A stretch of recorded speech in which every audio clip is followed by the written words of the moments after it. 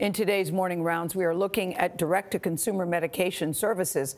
Companies like Hims and Roman allow people to order prescription drugs for conditions like hair loss and erectile dysfunction without seeing a doctor face-to-face. So you simply pick out what medicine you want, fill out a questionnaire, and then submit it for review by a doctor.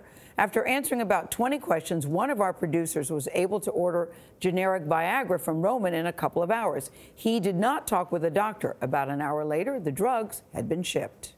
Roman sent us a statement saying Roman is a complement to in-person care, not a replacement. Roman enables physicians to easily connect with patients and offer high-quality and accessible health care for certain conditions via telemedicine. A Hims representative said only a licensed physician is in the position to know the risks and benefits of a certain medication and whether it's the best option for a patient. We created the Hims Hers platform to help make that conversation possible without judgment or stigmatization. Dr. Tara Narula is here. Tara, good morning. Good morning, Anthony. It's a medical ethics professor at NYU calls this restaurant menu medicine. Right. Why is that? Well, we are living in a whole new world where people want things on demand. We want our Uber on demand, our food on demand, and now we want our prescription meds on demand. And there are companies that have millions of dollars backing them saying that this will work because it's easy, it's discreet, it's affordable, and it's streamlined. And they're betting on conditions that people want to maintain privacy around, things like erectile dysfunction, things like hair loss, skin care, libido.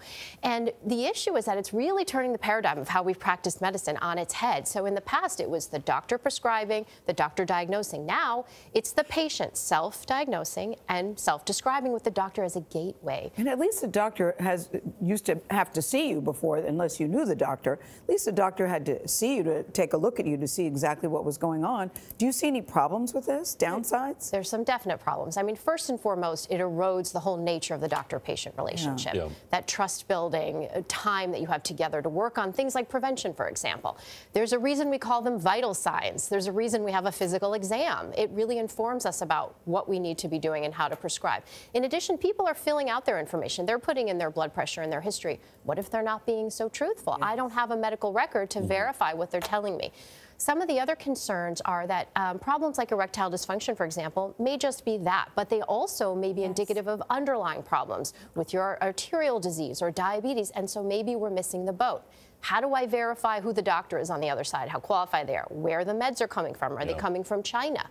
And also, when I get my medications, am I going to get them with the important information about how to take them? So some big real concerns around this. And also with a drug like Viagra, there are a lot of counterindications as well. Right. Taking those. That if you're just ordering that over the internet and your doctor doesn't go through them, it risks death. I mean, these are prescription meds. Every single medicine is biologically active, and when you look them up, they have common side effects, rare side effects, black box warnings on certain of them. So, for instance, things like Viagra can cause low blood pressure, sudden vision loss, sudden hearing loss. Can you get antidepressants, anti-anxiety drugs from these same websites? Yes. So you can get any drug? Well, there are certain drugs they're marketing. So, for example, propranolol, which is a beta blocker, sometimes used for blood pressure, they're marketing in an off-label way, which is for social performance anxiety. And this is one of the issues, which is that drug companies and drug distributors cannot market off-label. It is illegal. But these companies are really getting around this. They're flying under the radar because they're saying,